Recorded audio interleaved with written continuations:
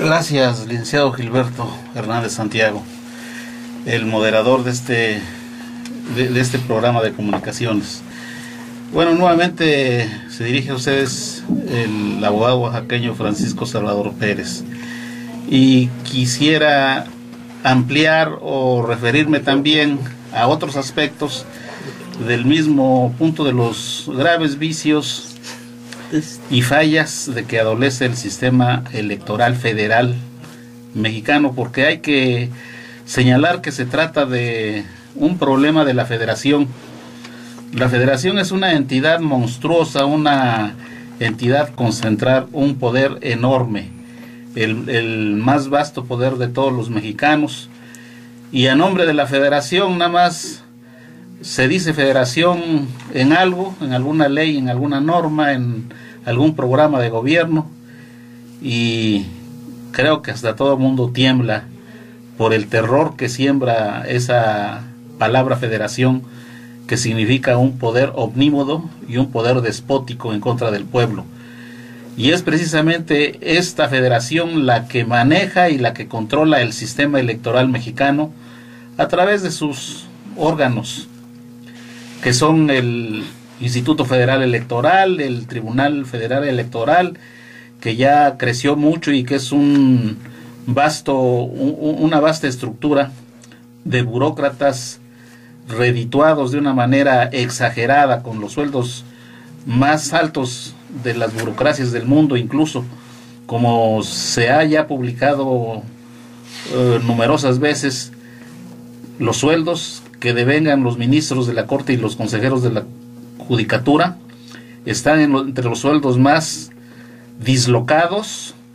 más extravagantes, más exorbitantes, más altos de que se pueda tener memoria. Nunca ningún funcionario honesto del siglo XIX, como el equipo de funcionarios públicos honestos y valientes y privados incluso de lo más elemental para poder subsistir dignamente, y que es ese equipo de hombres que dirigió el gran paisano Benito Juárez. Y ahora tenemos que los ministros tienen sueldos que se acercan a los 600,000 o más pesos al mes, y en el año devengan 5 o 6 millones de pesos, y uno piensa cómo es posible que los puestos, ellos pues saben aprovechar muy bien el cargo, ¿verdad? Y con el pretexto de que los cargos son muy altos, con ese pretexto ellos consiguen esos sueldos tan estratosféricos bajo diversos pretextos, ¿no? Ahí las publicaciones que salen todos los días dicen que los diputados les solapan estos sueldos, cuando que los diputados están ahí para equilibrar el poder, cuando que los diputados están para, con un criterio de política de Estado y de justicia, establecer sueldos decorosos para todos, pero no exorbitantes. Y entonces estos señores ministros pues gozarán y tendrán estos sueldos por razones meramente administrativas, que son razones de hecho, pero no son razones de carácter jurídico ni razones de legitimidad. Por eso es que el pueblo pues desprecia a estas gentes, ¿verdad? Porque se comportan mal. Hemos visto el tipo de resoluciones que dictan, que son resoluciones absolutamente aberrantes. Y por ejemplo, basta el caso de recordar el de los niños de las guarderías o de la guardería ABC de Sonora. Qué resolución tan nefasta, ¿verdad? A nadie la Suprema Corte tiene capacidad de hacer consideraciones de carácter jurídico para poder encauzar un proceso, el que sea administrativo, civil o penal, en contra de los responsables, porque no tenemos justicia. De Suprema solamente tiene el nombre, pero para realizar supremas fallas en la justicia mexicana. Y entonces estos graves problemas no los están tocando los candidatos a presidentes de la República. Para ellos no existen los graves problemas de justicia en México. Solamente se ocupan de ofrecer pues cuestiones relativamente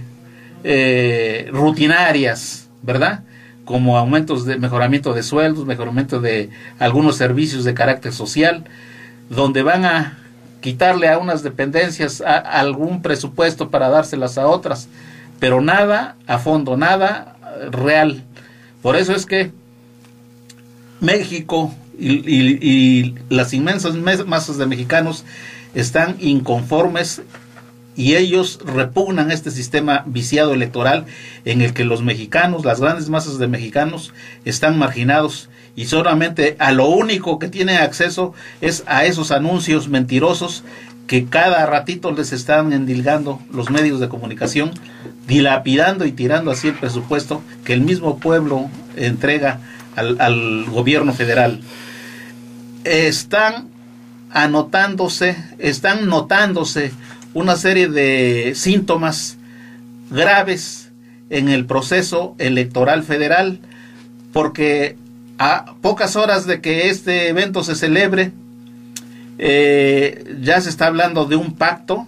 un rarísimo pacto ahí que alguien, algún poder detrás de bambalinas, es tan grande ese poder de facto, ese poder ilegítimo porque no actúa de manera abierta y hace que los candidatos firmen un pacto forzado para que se comprometan a no incluso ejercitar derechos post proceso electoral, después enseguida del proceso electoral, porque desde luego a los que ya se van a hacer con el triunfo entre comillas, pues les surge no tener problemas, les surge que a pesar de que tenemos este sistema electoral tan injusto en el que la elección se va a celebrar el 1 de julio y el próximo presidente va a tomar posesión pues 4 o 5 meses después de la elección, lo cual es mucho tiempo. Acabamos de ver en el proceso electoral de Francia cómo solamente medió una semana entre el día de la elección y la toma del poder por el nuevo presidente. O en el caso de los Estados Unidos, el presidente, una vez celebradas las elecciones, son pocas semanas las que median entre esa fecha de la elección y la toma del poder. Pero ¿por qué tanto tiempo aquí en México? También ese tiempo de 6 años que dura el ejercicio del cargo de presidente es absolutamente injusto e irracional, porque son 6 años que están dedicados a sacar muchos provechos de carácter personal o para grupos privilegiados, ya sea de mexicanos o en el extranjero, porque no se preocupa por la nación. Tenemos una constitución en donde ha estado diseñada brillantemente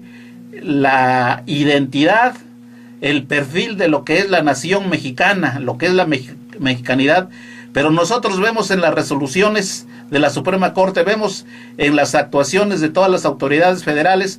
como de lo que menos se preocupan es de cuidar y de darle el lugar que le corresponde a ese concepto de nación, porque nación es lo que nos identifica como unidad a todos los mexicanos, como unidad política y jurídica, pero nosotros no tenemos una entidad que trabaje con eficacia para defender los intereses de la nación mexicana, porque la Suprema Corte en las resoluciones que dicta sostiene criterios aberrantes, criterios absolutamente contrarios a la historia de México y a la Constitución. Dice la Suprema Corte en sus criterios